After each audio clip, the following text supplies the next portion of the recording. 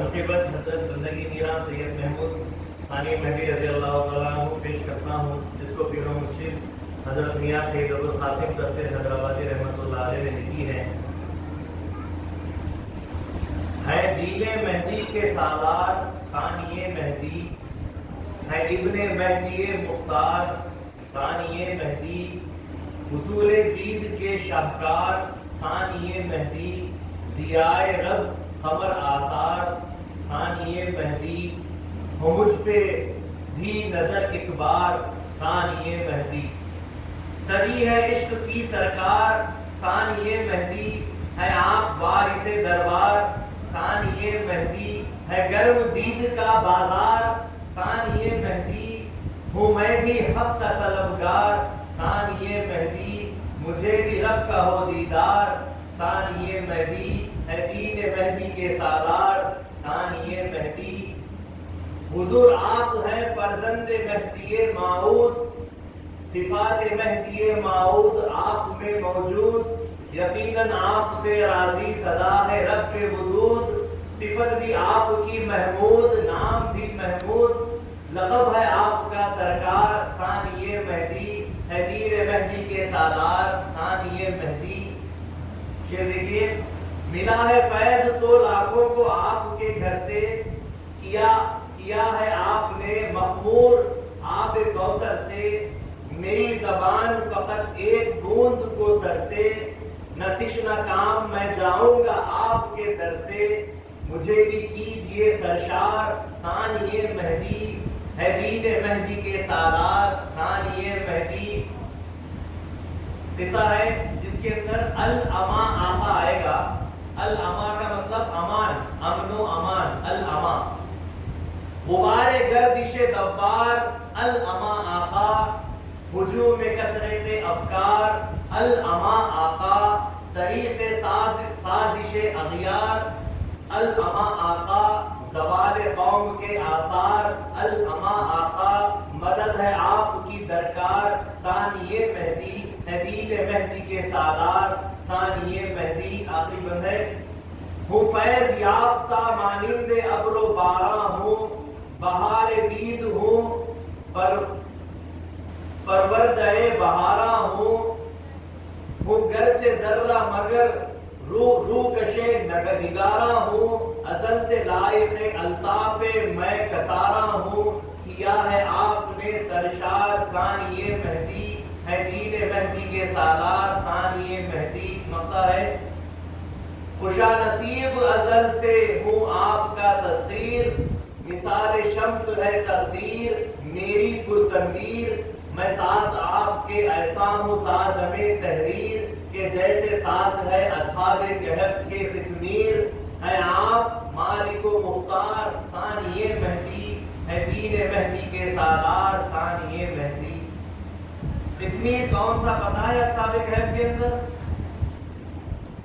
7 اصحاب کہف اور چوتھا ان کا کتا جس کا نام ختمیر۔ تو ختمیر کا تذکرہ اپنی طرف اپنی جانب پیش کرتے ہوئے پیر و مرشد کہہ رہے ہیں کہ جس طرح اصحاب کہف میں ختمیر ہو جائے، ویسا میں آپ کے در کا ختمیر ہوں گا۔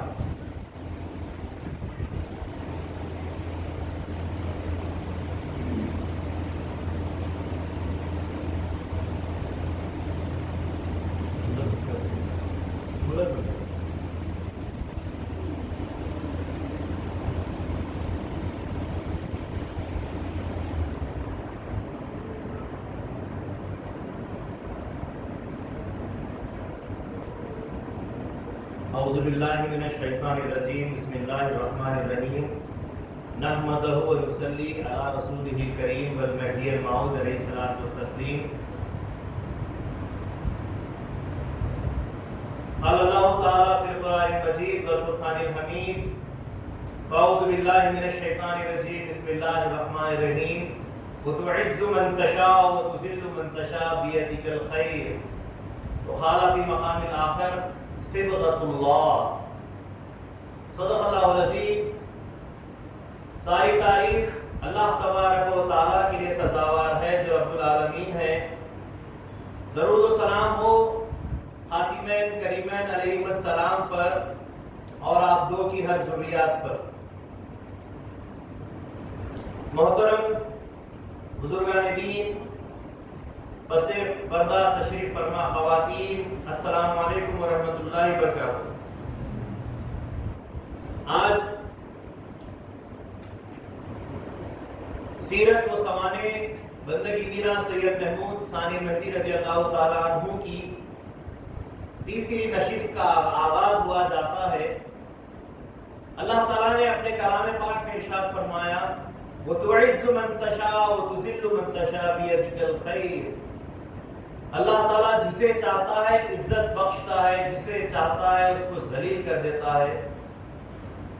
بِيَدِكَ الْخَيْرُ، اسی کے ہاتھ میں خیر اور بھلائی ہے۔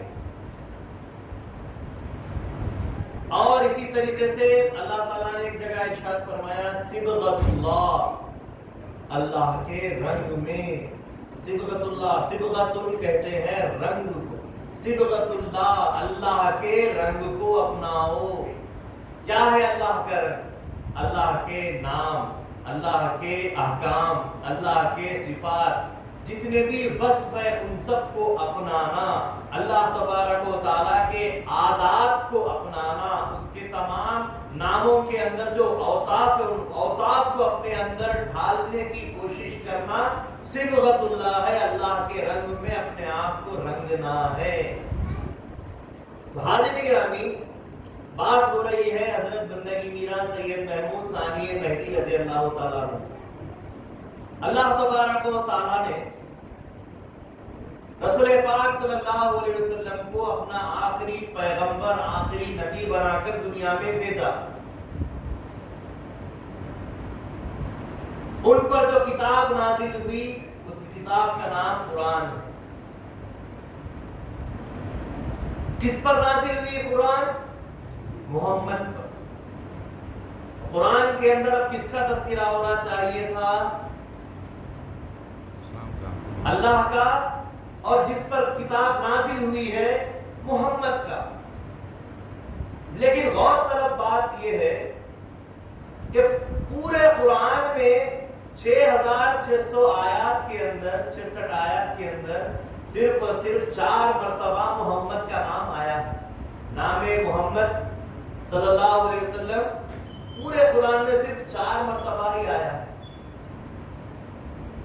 پھر پورا قرآن کس کے بارے میں ہے؟ اسلام کے بارے میں ہے، دین کے بارے میں ہے، مسائل ہے، حلال حرام ہے، فرض واجب ہے، یہ ساری چیزیں ہیں۔ جب ان تمام چیزوں کے اوپر بھی غور کیا گیا، ٹٹولا گیا، تو 500 آیتوں سے زیادہ مسائل نہیں ملے۔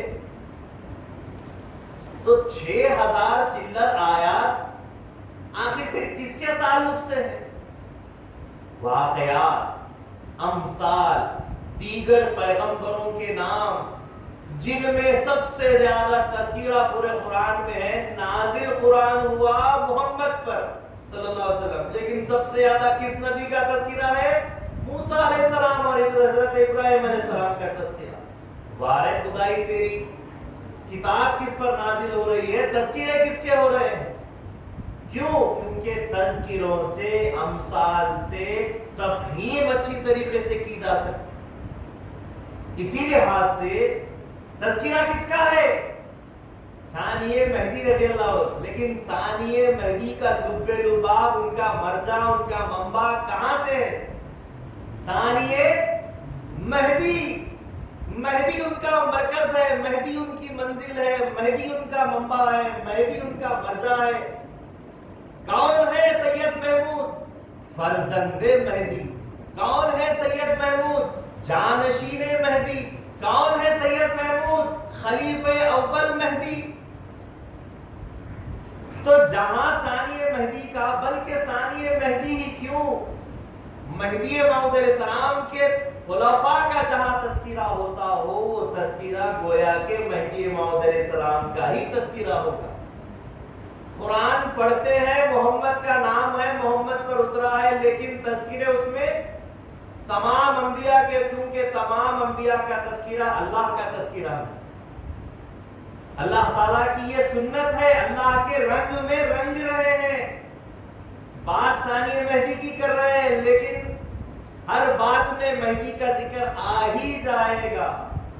قرآن میں ہم جتنے مرتبہ بھی محمد کا تذکرہ کرنے کی کوشش کریں تو محمد کے تذکرے کے ساتھ دیگر انبیاء کے تذکرے اور خدا کے تذکرے آ ہی جائیں گے، کیونکہ یہ سب چیزیں آپس میں جڑی ہوئی ہیں، منسلک ہیں، کوئی جدا نہیں ہے۔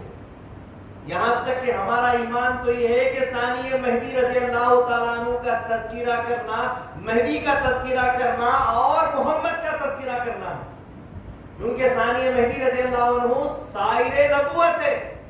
رسول پاک صلی اللہ علیہ وسلم کی ذات میں جن کو سیر حاصل ہوئی ہے وہ ثانی مہدی کی ذات بابرکات ہے۔ تو حاضرین گرامی، اسی رنگ مہدی میں، رنگ محمد میں، رنگ خدائی میں رنگتے ہوئے ہم آگے بڑھ رہے ہیں۔ اللہ تعالیٰ نے ارشاد فرمایا وَتُعِزُّ مَن تَشَاءُ وَتُذِلُّ مَن تَشَاءُ، اللہ تعالیٰ جسے چاہتا ہے عزت بخشتا ہے، اللہ تعالیٰ جسے چاہتا ہے اس کو ذلت بخشتا ہے۔ بہرحال ہم نے کل دیکھا کہ حضرت بندگی میرا سید محمود ثانی مہدی رضی اللہ عنہ مہدی موعود علیہ السلام کے ساتھ سفر کرتے ہوئے، ہجرت میں شامل ہوتے ہوئے، جونپور سے داناپور ہوتے ہوئے تمام مقامات پر ہجرت کرتے کرتے 12ویں مقام پر آ کر پہنچتے ہیں ڈابول بندر، جہاں پر جہاز میں اب سفر کرنا تھا۔ مہدی موعود علیہ السلام نے حج کا ارادہ کیا، حج بیت اللہ کی خاطر جہاز میں سفر کرنا ہے۔ اب جہاز میں سفر کرنے کے لیے چڑھا جا رہا ہے، کیا دیکھتے ہیں؟ مہدی کے ساتھ حج ہونے والا ہے، لوگوں کا ہجوم، جوق در جوق لوگ آ جاتے ہیں، ایک دوسرے پر چڑھ جاتے ہیں، میں جاؤں گا، میں جاؤں گا، میں مہدی کے ساتھ حج کروں گا۔ علیہ السلام اس چکر میں سارے کے سارے لوگ ایک دوسرے کے اوپر چڑھائی کرتے ہوئے دھکم دھکی ہو جاتی ہے، گرتے ہیں، پڑتے ہیں، لیکن عشق میں آگے بڑھتے چلے جاتے ہیں۔ مہدی موعود علیہ السلام اس منظر کو دیکھ رہے تھے۔ کچھ صحابہ آپ کے ساتھ اطمینان سے تھے، کیونکہ مہدی علیہ السلام ابھی آگے نہیں بڑھے، ہم کیسے آگے بڑھ جائیں؟ مہدی موعود علیہ السلام ان تمام لوگوں کو دیکھ کر بآواز بلند ایک ربائی پڑھتے ہیں۔ مہدی موعود علیہ السلام فرماتے ہیں اے قوم بہج رفتہ کجا عید کجا عید، کیا کہتے ہیں؟ اے قوم بہج رفتہ کجا عید کجا عید، معشوق ہمی جاست بیا عید بیا عید، آنا کے طلبگار خدا عید خدا عید، حاجت بطلب نیست نیا عید نیا عید۔ مہدی موعود السلام فرماتے ہیں اے حج کو جانے والی قوم، کہاں جا رہے ہو، کہاں جا رہے ہو؟ معشوق یہی ہے، تم یہاں آؤ، تم یہاں آؤ۔ جو اللہ کے طالب ہوتے ہیں وہ خود بخود بلائے جاتے ہیں، اگر خدا کے طالب نہیں ہے تو پھر مت آؤ مت آؤ۔ مہدی موعود علیہ السلام فرماتے ہیں، اس فرمان کے ساتھ، اس ربائی کے ساتھ سارے لوگ خاموشی کے ساتھ اپنی اپنی جگہوں پر کھڑے ہو جاتے ہیں۔ مہدی موعود علیہ السلام حکم خدا کا انتظار کرتے ہیں۔ حکم خدا ہوتا ہے کہ جہاز میں چڑھ جاؤ۔ مہدی موعود علیہ السلام جہاز میں چڑھنے کے لیے جاتے ہیں کہ رکتے ہیں، رک کر پلٹتے ہیں، پلٹ کر فرماتے ہیں کہاں ہے میاں سید محمود؟ بندگی میرا سید محمود ثانی مہدی رضی اللہ تعالیٰ عنہ حاضر ہوتے ہیں، بندہ یہاں ہے، میرا جی بندہ یہاں ہے۔ فرماتے ہیں پہلے آپ چڑھیے جہاز کے اندر۔ ثانی مہدی رضی اللہ تعالیٰ عنہ کہتے ہیں آقا کے رہتے ہوئے بندہ کیسے چڑھ سکتا ہے؟ کہا کہ بھائی سید محمود تم سمندر کی طرح ہو، جو چیز تمہارے اندر چلے جاتی ہے وہ اندر تل تک جا کر آرام کرتی ہے، اور تم سما لیتے ہو اور کئی جواہرات موتیاں نکال کر دے دیتے ہو۔ تم کو چڑھنا پہلے ہے، آپ پہلے چڑھیے۔ حکم مہدی پر بندگی میرا سید محمود ثانی مہدی رضی اللہ تعالیٰ عنہ چڑھتے ہیں۔ لوگ دیکھتے ہیں مہدی خود نہیں بلکہ اپنے فرزند ہونے والے جانشین کو سب سے پہلے چڑھا رہے ہیں، آپ پہلے چڑھیے۔ دیکھ کر ان کو پتا چل جاتا ہے کہ جہاز میں سب سے پہلے چڑھنے والے کی شخصیت کا مقام کیا ہے۔ بہرحال ثانی مہدی رضی اللہ تعالیٰ عنہ جہاز میں سوار ہو جاتے ہیں، ان کے پیچھے مہدی موعود علیہ السلام تشریف لے جاتے ہیں، پھر اور جتنے بھی حج کو جانے والے ہوتے ہیں سب چڑھ جاتے ہیں۔ جونپور سے کتنے لوگ نکلے تھے مہدی موعود علیہ السلام کے ساتھ ہجرت کرنے، صرف 17 نفوس تھے، لیکن اب حج کو جاتے جاتے ان 12 مقامات میں سفر کرتے کرتے کتنے ہو گئے؟ 360 لوگ ہو جاتے ہیں۔ 360 تمام حاجی، تمام مہاجر، تمام مصدقان مہدی، یہ تمام کے تمام سفر حج کے لیے جہاز میں سفر کرنے کے لیے تیار ہو کر چڑھ جاتے ہیں۔ مہدی موعود علیہ السلام دیکھتے ہیں سب چڑھ گئے ہیں، فرماتے ہیں جو کچھ بھی کھانا پینا ہے کھا لو، اور اس کے بعد سب کا سب لوگوں کو دے ڈالو، جہاز میں سے نکال کر لوگوں کو دے ڈالو، کچھ بھی جہاز میں نہیں ہونا چاہیے۔ مہدی موعود علیہ السلام نے ارشاد فرمایا فَإِنَّ خَيْرُ الزَّادِ تَقْوَىٰ، بہترین توشہ ہے تو وہ تقویٰ ہے، اللہ پر بھروسہ ہے، اللہ کا خوف ہے، اور کوئی چیز ہمارے ساتھ نہیں ہونی چاہیے۔ حکم مہدی پر سب کچھ کھایا پیا اور خرچ کر ڈالا، سب کچھ دے ڈالا، خالی ہاتھ بغیر کسی پانی کی بوند کے سفر شروع ہوا حج کا۔ ایک دن گزر گیا، 2 دن گزر گئے، حج کے لیے جہاز سمندر میں جا رہا ہے، کوئی کنارہ نظر نہیں آ رہا ہے، بس پورے سمندر میں مہدی موعود علیہ السلام خلیفۃ اللہ اور ان کے ساتھیوں کا جہاز ہے جو حج کے لیے جا رہا ہے۔ 1 دن، 2 دن، 3 دن ایسے ہی بغیر کچھ کھائے پیے ایسے ہی گزر رہے ہیں۔ متوکل علی اللہ، فقراء مہاجرین اللہ پر توکل کرتے ہوئے مہدی موعود علیہ السلام کو ہادی جو ہے سو ہادی اس وقت کے ہادی بنا کر ان کے اوپر بھروسہ کر کے اللہ اللہ کرتے ہوئے جاتے ہیں۔ ایسے میں سامنے سے ایک دوسرا جہاز آتا ہے، وہ مسافرین دیکھتے ہیں ان کے چہروں کو، اللہ والوں کے چہروں کو دیکھتے ہیں، متاثر ہوتے ہیں، جہاز کے قریب آتے ہیں، گفتگو ہوتی ہے، پتہ چلتا ہے کہ حج کے لیے جانے والے ہیں، اور ان کے درمیان مہدی موعود علیہ السلام کی شخصیت ہے۔ سب پتہ کرنے کے بعد ان کے پاس جو کچھ بھی ساز و سامان تھا وہ دے دیتے ہیں، اور مہدی موعود علیہ السلام کے حضور میں لا کر اللہ دیا کہتے ہیں۔ مہدی موعود علیہ السلام سب ساری چیزیں سب کو دے دیتے ہیں، اور اس کے بعد پھر یہ سب ساری چیزیں کھانے کے بعد پھر سفر میں نکل جاتے ہیں۔ سفر جاری ہے کئی دنوں کا، بلکہ مہینوں، اس زمانے کا سفر مہینوں ہوتے تھے، 1.5 مہینہ 2 مہینے جہاز کے اندر بیٹھ کر جا رہے ہیں حج کے لیے۔ آج کی طرح تھوڑی نہ ہے کہ ہوائی جہاز سے گھنٹوں میں پہنچ جاتے ہیں، انتظار ہوتا تھا خدا کے گھر کو جانے کا، ایک وہ بھی جہاد تھا، جانے والا جاتا ہے واپس آئے گا یا نہیں آئے گا خدا کی راہ سے پتہ نہیں، اللہ کی ذات پر بھروسہ کر کے سب کو معافی کر کے ترک دنیا کر کے حج کے لیے نکلتے تھے کہ پتہ نہیں وہاں ہی اللہ ہمارا آخری دم کرے گا کہ واپس آئیں گے یا نہیں آئیں گے، جا رہے ہیں۔ پھر کھانا پینا سب ختم ہو گیا، ایک چھوٹا سا کٹورا پانی کا رہ گیا۔ حضرت ثانی مہدی رضی اللہ عنہ کو پیاس لگی، بندگی میرا ثانی مہدی رضی اللہ عنہ کو پیاس لگی، آپ نے پانی مانگا، بتایا گیا کہ صرف ایک کٹورا پانی رہ گیا۔ وہ ایک کٹورا پانی بندگی میرا سید محمود ثانی مہدی لیتے ہیں اور لے کر مہدی موعود علیہ السلام کے پاس پہنچتے ہیں کہ میرا جی پانی پیجیے۔ کہا کہ پیاس آپ کو لگی ہے آپ پیجیے۔ ثانی مہدی رضی اللہ عنہ عرض کرتے ہیں کہ میرا جی پانی آپ پی لیجئے، ہم آپ کا لعاب پی لیں گے، بس خدا پی لیں گے، آپ پانی پی لیجئے۔ کہا کہ نہیں، پانی آپ ہی پیو بھائی محمود، اللہ تبارک و تعالیٰ اس میں برکت دے دے گا۔ حکم مہدی پر ثانی مہدی رضی اللہ عنہ پانی پی لیتے ہیں، اور پانی پی کر جیسے ہی آگے بڑھاتے ہیں کیا ہوتا ہے، اللہ تعالیٰ نے پانی میں برکت بھی دے دی، پانی گرم تھا، پانی میں ٹھنڈک بھی آ گئی، اس طریقے سے پورے جہاز والے اس ایک کٹورے میں سے پانی پی لیتے ہیں۔ اللہ والوں کی شان دیکھیے، یہ متوکلین کا معاملہ ہوتا ہے، جب اللہ کی ذات پر کامل بھروسہ توکل کر کے ہر چیز چھوڑ دیتا ہے تو اللہ تعالیٰ بیچ دریا میں کھانے پینے کا انتظام کرتا ہے۔ جب اللہ کے اوپر بھروسہ ہوتا ہے تو اللہ چھوٹی چیز میں بھی ایسی برکت دے دیتا ہے کہ سارے کے سارے سیراب ہو جاتے ہیں. یہ اللہ کی ذات پر بھروسہ کرنا ہے.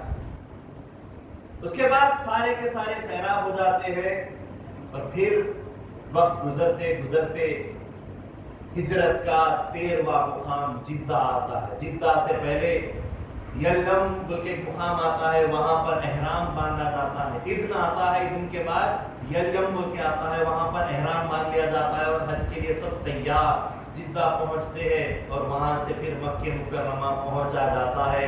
مہدی موعود علیہ السلام حج سے فراغت کے ساتھ رکن و مقام کے درمیان, جبکہ آپ کی عمر اس وقت 54 سال کی تھی, 54 سال کی عمر میں 901 ہجری میں آپ آواز بلند اپنی مہدیت کا اعلان کرتے ہیں کہ میں عبداللہ اور آمینہ کا بیٹا سید محمد اپنی مہدیت کا اعلان کرتا ہوں. جو میری مہدیت کو مانتا ہے وہ مومن ہے اور جس نے میری مہدیت کا انکار کیا وہ کافر ہے. ماننے والے ایمان لائے اور نہیں ماننے والے ایمان نہیں لائے. شاہ نظام رضی اللہ تعالیٰ عنہ بھی ساتھ تھے. کون کون ساتھ ہے؟ ثانی مہدی رضی اللہ عنہ اور شاہ نظام رضی اللہ تعالیٰ عنہ, یہ دو خلیفہ مہدی ساتھ میں ہیں. شاہ نظام سے مہدی موعود السلام پوچھتے ہیں, بھائی نظام اس سے پہلے بھی آپ حج کو آئے تھے, اب بھی آئے ہو, کیا فرق دیکھتے ہو؟ کہا کہ پہلے حج آیا تھا تو صرف گھر کو دیکھا تھا, آج دیکھ رہا ہوں کہ گھر کے ساتھ گھر والا بھی ہے اور دیکھ رہا ہوں کہ کعبہ آپ کا طواف کر رہا ہے اور بار بار کہہ رہا ہے فَلْيَعْبُدُوا رَبَّ هَٰذَا الْبَيْتِ, چاہیے کہ اس گھر کی عبادت کی جائے. یہ میں دیکھ رہا ہوں. کہا کہ جس کو ازلی آنکھ ہوتی ہے اس کو یہ چیز نظر آتی ہے. اس کے بعد مہدی موعود علیہ السلام کا سفر واپسی شروع ہوا. مہدی موعود علیہ السلام پھر جہاز میں بیٹھ کر واپس ہندوستان کی طرف آنے لگے. پہلے تو مکے سے مدینے کے لیے جانے کا ارادہ کیا تو وہاں پر رسول پاک صلی اللہ علیہ وسلم کی روح مبارک آپ کو آ کر بتا دیتی ہے کہ آپ کا منشا اور آپ کا جو ہے کام کرنے کا مقام ہندوستان ہے, مدینے میں آنے کی ضرورت نہیں ہے, کہ تم ہم جدا نہیں. اس بنا پر آپ ہندوستان کی طرف سفر شروع کرتے ہیں. جہاز میں سارے کے سارے سوار ہو جاتے ہیں اور نکل پڑتے ہیں. راستے میں طغیانی آ جاتی ہے, طوفان آ جاتا ہے, سب پریشان. مہدی موعود علیہ السلام مراقبے میں بیٹھے ہوئے تھے. سب بندگی میاں سلام اللہ رضی اللہ عنہ آ کر عرض کرتے ہیں کہ میاں جی طوفان ہے, پتہ نہیں کہ جہاز آگے جائے گا یا نہیں جائے گا, ڈوب جائیں گے. تو مہدی موعود السلام فرماتے ہیں جس جہاز میں سید محمد مہدی ہو وہ جہاز ڈوب نہیں سکتا, کہ مہدی کا مقام یہ ہے کہ آپ کا کام جلانا, پانی کا کام ڈبونا اور ہتھیار کا کام کاٹنا, لیکن مہدی کے اوپر یہ کام نہیں کرتے. پانی ہم کو ڈبو نہیں سکتا. موعود علیہ السلام کھڑے ہوتے ہیں اور جہاز کے کنارے جا کر کھڑے ہو کر ایک نظر خالی گھماتے ہیں. دائرے ہستڑے میں تعلیم آج بھی ہے, نظر گھمانے کی, فیض بانٹنے کی تعلیم. مہدی موعود علیہ السلام نظر گھماتے ہیں اور جیسے ہی نظر گھماتے ہیں کیا ہوتا ہے, طوفان تھم جاتا ہے اور بآسانی سفر کرنے لگتے ہیں. تو اچانک ایک بہت بڑی مچھلی نکل کر آتی ہے سمندر میں سے. سب دیکھ کر حیران ہو جاتے ہیں کہ مچھلی کیسی. تو کہا کہ وہ طوفان اس مچھلی کی وجہ سے ہی تھا. یہ مچھلی وہ مچھلی ہے جو حضرت یونس علیہ السلام کو نگل گئی تھی اور وہ ارادہ کر رہی تھی کہ میں اس وقت مروں جبکہ خلیفۃ اللہ کا میں دیدار کر جاؤں. آج میں نے خلیفۃ اللہ کا دیدار کر لیا. وہ مچھلی جس طریقے سے غار ثور میں سانپ ایک تڑپ رہا تھا 1000 سال سے کہ حضور کا دیدار کرے بغیر یا خدا موت لے دینا, 1000 سال سے سانپ تڑپ رہا تھا, اس نے دیدار رسول پاک صلی اللہ علیہ وسلم کیا اور اس کی موت بھی. تو یہ مچھلی بھی مہدی موعود السلام کا انتظار کر رہی تھی, جو حوت جس نے یونس علیہ السلام کو 40 دنوں تک نگل کر جیسے رکھی تھی. بہرحال یہ معاملہ ہوتا ہے. اس کے بعد مہدی موعود السلام فرماتے ہیں یہ کوئی طغیانی نہیں تھی, یہ اللہ کا فضل تھا کہ حکم خدا پر سمندر ہم کو طغیانی بنا کر تیزی سے ہم کو واپس پہنچا رہا. یہ طوفان ہماری منزلوں کو نزدیک کر رہا تھا, آن در آن میں ہم پہنچنے والے تھے, بس اب پہنچ ہی جائیں. اس کے بعد مہدی موعود السلام پہنچ جاتے ہیں اور پھر ہجرت کا 15واں مقام آتا ہے کھمبات.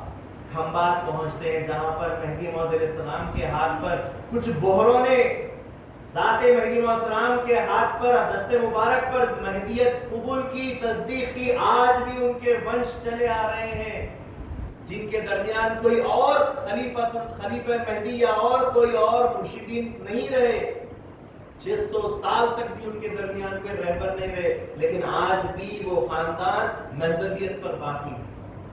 اس کے بعد مہدی موعود علیہ السلام کو حکم ہوا، آپ احمد آباد پہنچے۔ ثانی مہدی رضی اللہ تعالیٰ عنہ ہر سفر میں مہدی موعود علیہ السلام کے ساتھ ہے۔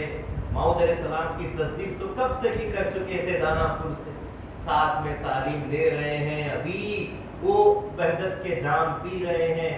احمد آباد پہنچتے ہیں، مہدی موعود علیہ السلام احمد آباد میں 1.5 سال کا قیام کیا۔ احمد آباد مسجد تاج خان سالار کی مسجد میں رہائش ہوتی ہے، 1.5 سال تک وہیں رہتے ہیں، بیان ہوتا ہے۔ اور مہدی موعود علیہ السلام ایک دن 903 ہجری میں تاج خان سالار کی اس مسجد میں پھر اپنی مہدیت کا اعلان کرتے ہیں، دعوے موقع ادا کرتے ہیں، کہتے ہیں کہ جو مہدی کا انکار کرے گا وہ کافر ہے، جو ایمان لائے گا وہی مومن ہے۔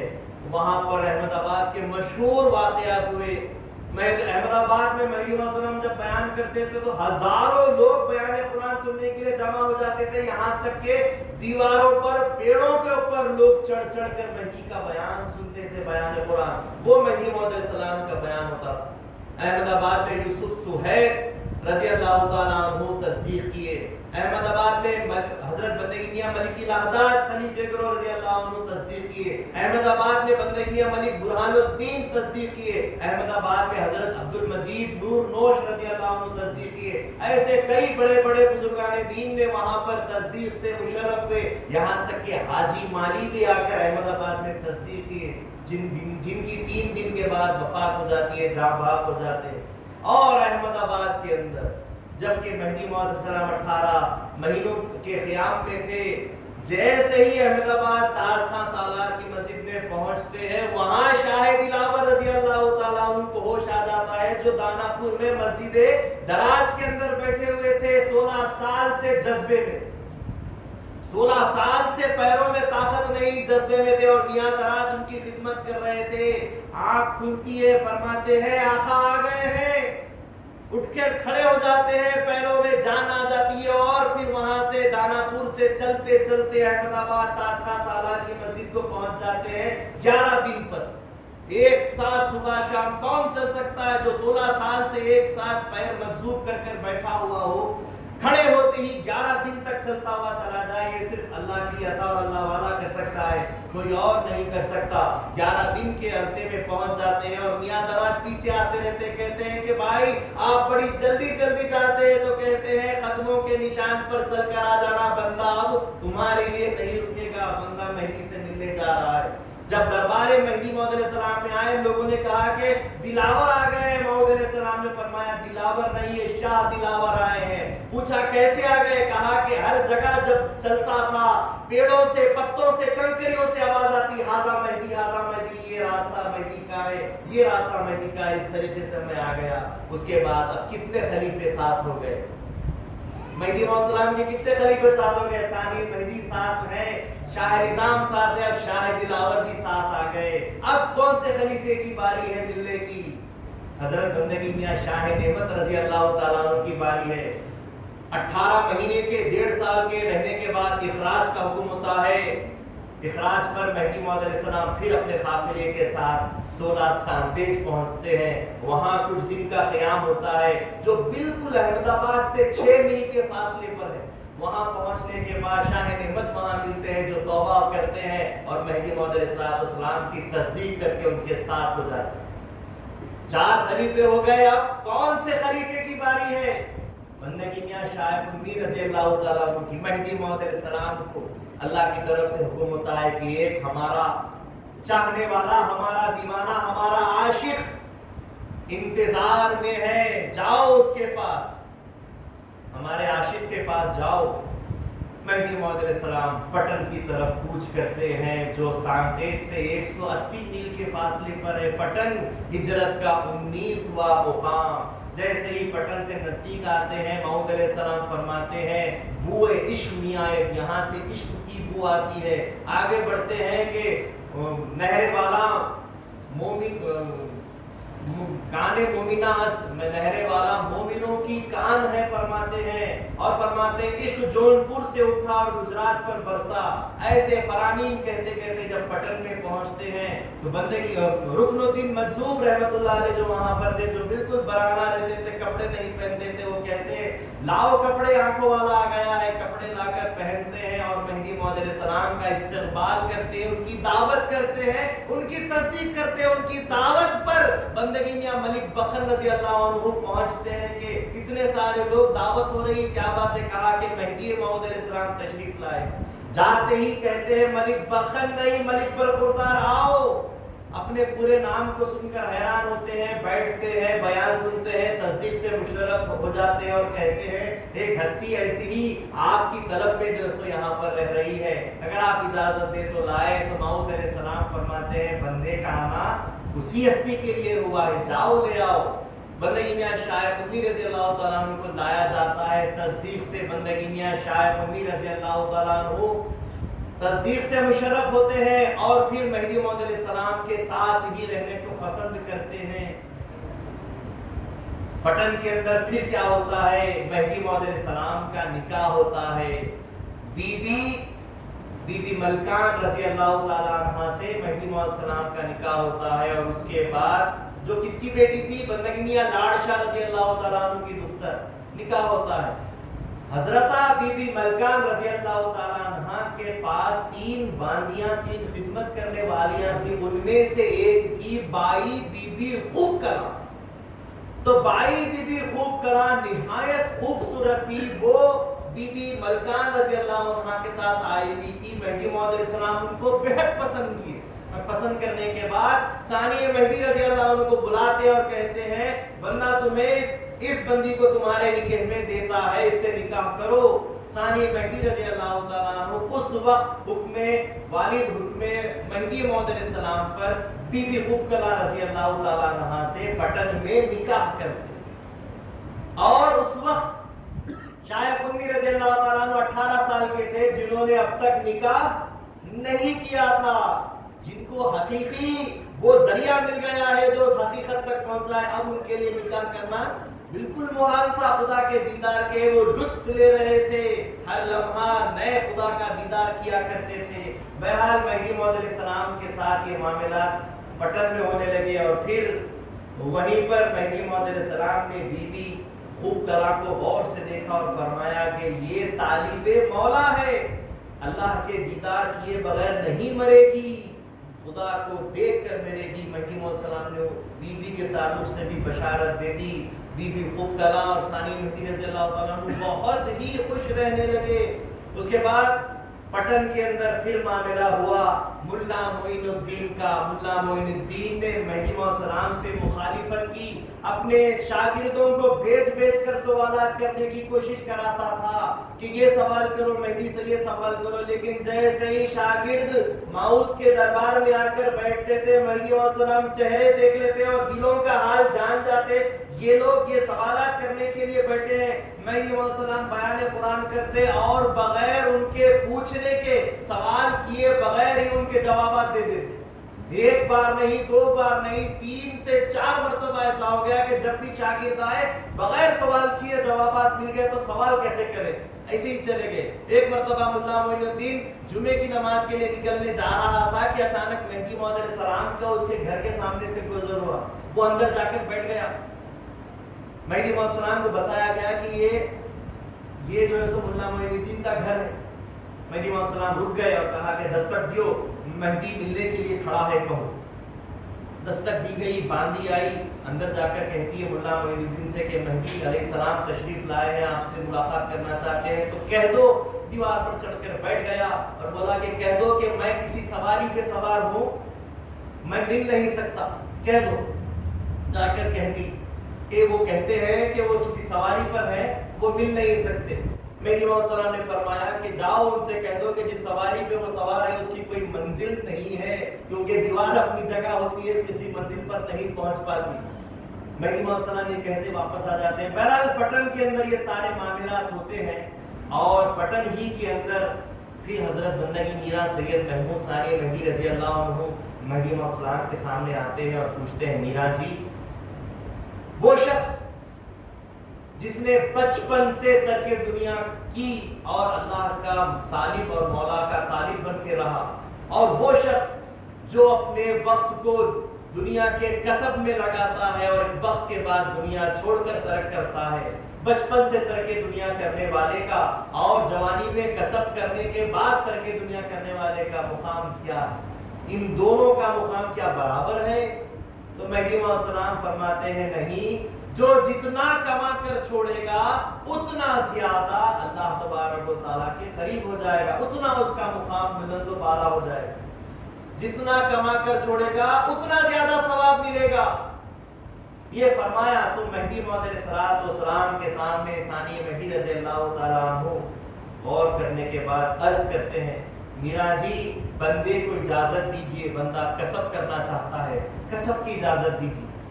مہدی موعود علیہ السلام فرماتے ہیں جوگی کا بیٹا جوگی ہوتا ہے۔ کیا فرماتے ہیں؟ جوگی کا بیٹا جوگی ہوتا ہے۔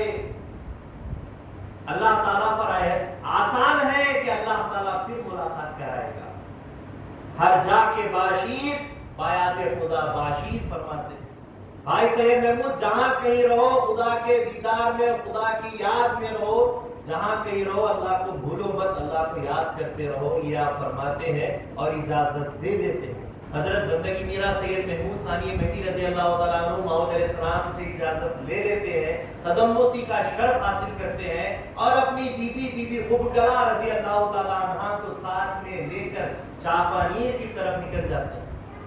ایک منزل پہنچتے ہیں، ایک دن کے اندر ایک تاجر ساتھ میں ہو جاتا ہے، 2 منزل پہنچتے ہیں، 2 آدمی اور ثانی مہدی کے ساتھ ہوتے ہیں، چاپانیر 10 دن میں پہنچتے ہیں، 10 اور تاجر آپ کے ساتھ قافلے میں ہو جاتے ہیں اور مل کر چاپانیر پہنچتے ہیں۔ چاپانیر میں اس وقت ملک عثمان وزیر تھے۔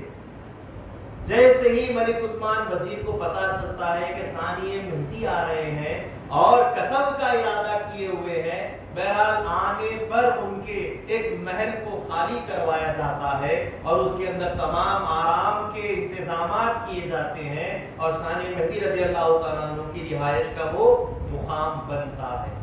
ثانی مہدی رضی اللہ تعالیٰ عنہ کے آنے کے بعد ان کو وہاں پر رکھنے کے بعد ساتھ میں اپنے لے جا کر محمود بیگڑا بادشاہ کے پاس سے اس وقت کے 1 لاکھ سکے دلواتے ہیں تنخواہ کے طور پر، ہر مہینے 1 لاکھ سکے تنخواہ، اور بادشاہ کے پاس سے جاگیر میں بیرم گاؤں جو آج بیرم گام بنا ہوا ہے اور سانچور، یہ 2 گاؤں آپ کو جاگیر میں عطا کرواتے ہیں۔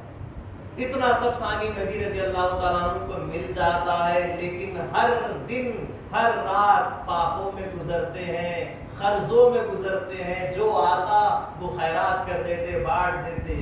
یہ ثانی مہدی رضی اللہ، لوگوں کو ایسا لگتا ہے ثانی مہدی رضی اللہ تعالیٰ عنہ مہدی کے فرزند کسب کے لیے دنیا کمانے کے لیے گئے ہیں، اگر دنیا ملی بھی ہے تو رات میں کبھی گھر میں رکھا نہیں، جو آتا بانٹتے چلے جاتے، بلکہ قرض ہو جاتے تھے ثانی مہدی رضی اللہ عنہ کے اوپر، گھر پہ جو آتا خالی ہاتھ جانے نہیں دیتے۔ اس طریقے سے مہدی موعود علیہ السلام کے اس فرزند دلبند ثانی مہدی کا چاپانیر میں گزر ہونے لگا۔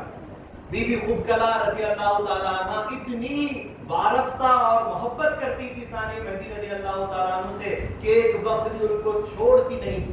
اگر ثانی مہدی رضی اللہ تعالیٰ عنہ کہیں تشریف لے جاتے اور آنے کا وقت کچھ بتا دیتے، اگر اس وقت سے تھوڑا بھی دیری ہو جاتی تو بی بی تڑپ جاتی تھی، کبھی کبھی دیری کے اوپر بی بی بے ہوش بھی ہو جایا کرتی تھی۔ ایک مرتبہ بندگی میرا سید محمود ثانی مہدی رضی اللہ تعالیٰ عنہ کچھ یارو اصحاب کے ساتھ، روایت میں جیسا آیا ہے، شکار کرنے کے لیے جاتے ہیں۔ شکار کرنے کے بعد دیر ہو جاتی ہے تو ایک صاحب حضرت کو ان کی بزرگی کو دیکھ کر جان کر اپنے جاگیر میں لے کر جاتے ہیں۔ ثانی مہدی رضی اللہ تعالیٰ عنہ فرماتے ہیں کہ دیر ہو جائے گی، مجھے وہاں کام ہے، میں دیری نہیں کر سکتا.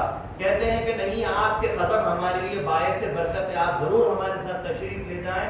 بہرحال وہ ضد کر کے ثانی مہدی رضی اللہ تعالیٰ عنہ کو اپنی جاگیر لے جاتا ہے. رات گزر جاتی ہے. صبح کے وقت ثانی مہدی رضی اللہ تعالیٰ عنہ جب گھر آتے ہیں تو پتا چلتا ہے کہ رات بھر بی بی خوب کلا تڑپتی رہی، آپ کے انتظار میں بلکتی رہی، یہاں تک کہ سوچ بچار کرتی چلی گئی کہ شاید راستے میں آپ کو کوئی تکلیف ہو گئی ہوگی، کوئی ایذا پہنچانے والا تکلیف دیا ہوگا. یہ سوچ سوچ کر رات کا ایک عرصے کے بعد بی بی کا انتقال ہو جاتا ہے. بی بی رحلت فرما دیتی. ثانی مہدی رضی اللہ تعالیٰ عنہ پر غم کا پہاڑ ٹوٹ پڑتا ہے. ثانی مہدی رضی اللہ تعالیٰ عنہ اس کے بعد کبھی نکاح کی طرف توجہ نہیں کرتے. ذکر اللہ میں اللہ اللہ کرتے ہوئے، نماز میں، ذکر میں اپنے صبح و شام گزارتے رہتے ہیں. ساتھی جو بھی آپ کے پاس تھے، خود وزیر ملک عثمان آپ کے پاس اصرار کرتے جاتے ہیں کہ نکاح کر لیجئے، نکاح کر لیجئے، لیکن ایک مدت تک آپ نکاح کے لیے منع کرتے جاتے ہیں. بالآخر آپ یہ کہتے ہیں کہ اس جیسی بیوی کی سیرت اور صورت والی کہاں مجھے ملے، اس مرحومہ کی طرح کون مجھے جو اور ایک ساتھی ملے گا، میں اس لیے انکار کرتا ہوں. لیکن ایک مدت کے بعد پھر آپ اصرار کرتے ہیں. ٹھیک ہے، وقت کا تقاضا ہے کہ نکاح کیا جائے، میں نکاح کرنے پر آمادہ ہو گیا ہوں، لہٰذا خوش اخلاق، خوش سیرت ایک لڑکی تلاش کرو. مشاتائیں گھومتی ہیں، پھرتی ہیں، بات پورے چاپانیر میں ہوتی ہے. یہاں تک کہ بندگی، جہاں تک کہ ملک عثمان گھر پہ آتے ہیں تو ان کی بیوی پوچھتی ہے یہ پیغامات کے سلسلے کس کے لیے چل رہے ہیں؟ تو کہتے ہیں کہ ثانی مہدی رضی اللہ تعالیٰ عنہ جو ایک عرصے سے نکاح کے لیے انکار کر رہے تھے، اب آمادہ اور اصرار کر رہے ہیں، لہٰذا ان کے لیے لڑکی تلاش کی جا رہی ہے. تو ان کی ہی بیوی کہتی ہے گھر میں بیٹی رکھ کر بھلا باہر کیوں ڈھونڈتے ہو؟ بیٹی بیٹھی ہوئی ہے بی بی قدمانو، ان سے نکاح کر دیجئے. تو کہا کہ اپنی بچی تو سانولی ہے، ان کو تو خوبصورت بیوی رہی تھی، یہ سانولی بچی کیسے ان کو دے دو؟ کہا کہ ان کی تعریف کیجئے کہ بچی بڑی خوش اخلاق ہے، خوش طبیعت ہے، خوش سیرت ہے، ان کی تعریف بچی کی کریے، وہ ضرور مان جائے گی. بہرحال یہ باتیں کر کے حضرت میاں ملک عثمان جا کر ثانی مہدی کو اپنی بیٹی کا حال بتاتے ہیں کہ میری بچی بڑی ہی خدمت گزار بچی ہے، با اخلاق ہے، با ادب ہے. ساری باتیں سننے کے بعد ثانی مہدی رضی اللہ تعالیٰ عنہ اس بیوی سے نکاح کے لیے مان جاتے ہیں. نکاح ہو جاتا ہے. نکاح کے فوراً بعد ان کی والدہ اور ان کے والد کہتے ہیں کہ اگر ثانی مہدی رضی اللہ تعالیٰ عنہ تم سے ناراضگی کا بھی اگر اظہار کرتے تو بھی پرواہ نہ کرنا، بلکہ ان کی خدمت میں لگ جانا اور کہہ دینا کہ بندی بیوی نہیں تو باندی بن کر آپ کی خدمت کے لیے آ گئی ہے، قبول کر لیجئے، خادمہ بنا کر قبول کر لیجئے اور خدمت میں لگ جانا. یہ کہنے کے بعد بی بی قدمانو رضی اللہ تعالیٰ عنہ کے نکاح ہونے کے بعد ثانی مہدی رضی اللہ تعالیٰ عنہ بیوی کو دیکھتے ہیں. بیوی کا رنگ کم ہونے کی وجہ سے ان سے جو سو پہلے تو ابتدا میں تعلق نہیں رکھتے ہیں، اپنی عبادات میں مصروف رہنے لگتے ہیں. بیوی خدمت میں مصروف، ثانی مہدی عبادت میں مصروف. ایسے میں ایک مرتبہ رات کے وقت ثانی مہدی رضی اللہ تعالیٰ عنہ جبکہ سو رہے تھے، آرام کر رہے تھے، اٹھتے ہیں اور پانی مانگتے ہیں. پانی مانگتے ہیں تو بیوی فوراً پانی لے کر آ جاتی ہے، لیکن اتنے میں دوبارہ ثانی مہدی رضی اللہ تعالیٰ عنہ کی نیند لگ جاتی ہے، ثانی مہدی سو جاتے ہیں. فجر کی اذان جب ہوتی ہے، ثانی مہدی رضی اللہ تعالیٰ عنہ اپنی آنکھ کھولتے ہیں تو کیا دیکھتے ہیں کہ بی بی قدمانو رضی اللہ تعالیٰ عنہ سامنے پانی لے کر کھڑی ہے. پوچھتے ہیں کہ بی بی کب سے پانی لے کر کھڑی ہو؟ کہا کہ جب سے کہ آپ نے مانگا ہے تب سے بندی پانی لے کر کھڑی ہے آپ کی خدمت میں، تاکہ کب آپ کی نیند کھل جائے اور میں پانی پیش کر سکوں. اس خدمت کے جذبے کو دیکھ کر ثانی مہدی رضی اللہ تعالیٰ عنہ کی آنکھوں میں آنسو آ جاتے ہیں، اور اس کے بعد سے پھر ثانی مہدی رضی اللہ تعالیٰ عنہ اس بی بی سے بے حد محبت کرتے ہیں. وہ محبت اتنے متاثر والی ہوئی کہ آج بھی نکاح کے اندر ثانی مہدی رضی اللہ تعالیٰ عنہ کے ساتھ بی بی قدمانو کا نام لے کر دعائیں دی جاتی ہے کہ اے اللہ اس جوڑے میں ایسی محبت دے جیسا ثانی مہدی اور بی بی قدمانو میں محبت دی ہے تو نے ایسی محبت کا. اس محبت کے ساتھ ثانی مہدی رضی اللہ تعالیٰ عنہ ہنسی خوشی کے ساتھ اللہ اللہ کرتے ہوئے اپنی زندگی چاپانیر میں گزار رہے تھے. اور وہاں مہدی موعود علیہ السلام پٹن سے اخراج کرا دیے گئے. خود بندگی میاں شاہ خود میر کے نانا ملک مبارز الملک ان کے اخراج کا پرچہ لا کر دیتے ہیں کہ مہدی موعود علیہ السلام کو اخراج کا حکم ہو گیا ہے. شاہ خود میر رضی اللہ تعالیٰ ان کو قید کر دیا جاتا ہے. مہدی موعود علیہ السلام پٹن سے نکل کر بڑھلی 5 میل کے فاصلے پر آ کر وہاں رکتے ہیں اور ملک برخوردار ان کو جو کمرے میں بند کر دیے گئے تھے دروازہ کھولتے ہیں, ان کو آزاد کرتے ہیں اور شاہ خود میر دوڑ کر مہدی موعود علیہ السلام کے پاس پہنچتے ہیں. بڑھلی کے اس مقام پر مہدی موعود علیہ السلام کھرنی کے جھاڑ کے نیچے کھڑے ہو کر بعد نماز ظہر اعلان کرتے ہیں, دعوے موقعہ پھر سے کرتے ہیں. یہ 905 ہجری کا وقت ہے. مہدی موعود علیہ السلام فرماتے ہیں اپنے جسم کے حصے کو اپنے جلد مبارک کو پکڑ کر فرماتے ہیں جس نے اس ذات کا مہدی ہونے پر انکار کرے وہ کافر ہے اور جس نے اس ذات کو مہدی مانے وہ مومن ہے. اور اس میں سب سے پہلے تصدیق کرنے والے بندگی میاں شاہ خود میر ہوئے, وہیں سے وہ صدیق ولایت کا مقام حاصل کیا. مہدی موعود علیہ السلام بڑھلی سے پھر ہجرت کرتے ہوئے پہنچتے ہیں تھرات سے سانچور, سانچور سے جالور پہنچتے ہیں جو 140 میل کے فاصلے پر ہے. وہاں سے پھر ناگور پہنچتے ہیں, سندھ نصرپور سے ہوتے ہوئے 170 میل کے فاصلے پر ناگور پہنچتے ہیں. ناگور سے جیسلمیر پہنچتے ہیں. یہ جیسلمیر ہجرت کا 23واں مقام ہے. اس مقام پر پہنچتے پہنچتے کہاں 17 نفوس نکلے تھے مہدی کے ساتھ, ہوتے ہوتے 360, اب یہاں پر 507 لوگ مہدی موعود علیہ السلام کی تصدیق کرتے ہوئے ساتھ ہو جاتے ہیں. وہاں سے پھر ٹھٹا پہنچتے ہیں جو جیسلمیر سے 490 میل کے فاصلے پر ہے. وہاں سے کاہا پہنچتے ہیں جو 25واں ہجرت کا مقام ہے. کاہا بالکل 2 میل کے فاصلے پر ٹھٹے سے ہے. وہاں پر 2200 مہاجرین ساتھ ہو جاتے ہیں اور وہی کاہا کا مقام ہے جہاں پر 84 نفوس پاکوں کی وجہ سے جاں بحق ہو جاتے ہیں, انتقال کر جاتے ہیں, شہادت کا مقام حاصل کرتے ہیں. مہدی موعود علیہ السلام ان کو کھیتوں میں دفن کرواتے ہیں اور آ کر تعزیت میں فرماتے ہیں کہ یہ جو اللہ والوں انتقال کر گئے ہیں ان کا مقام ابراہیم علیہ السلام, موسیٰ علیہ السلام اور عیسیٰ علیہ السلام کا مقام ہے. یہ مقامات کی بشارتیں دیکھ کر بندگی میاں سید سلام اللہ رضی اللہ تعالیٰ عنہ حیران پریشان ہو جاتے ہیں اور سوچنے لگتے ہیں کہ یہاں پر غیر اتنے بڑے بڑے مقامات حاصل کر رہے ہیں اور فرزند مہدی چاپانیر میں آخر کیا کر رہے ہیں. اتنے میں مہدی موعود علیہ السلام کو پتا چلا کہ گجرات سے, ہندوستان سے حضرت شاہ نعمت, حضرت یوسف سہید,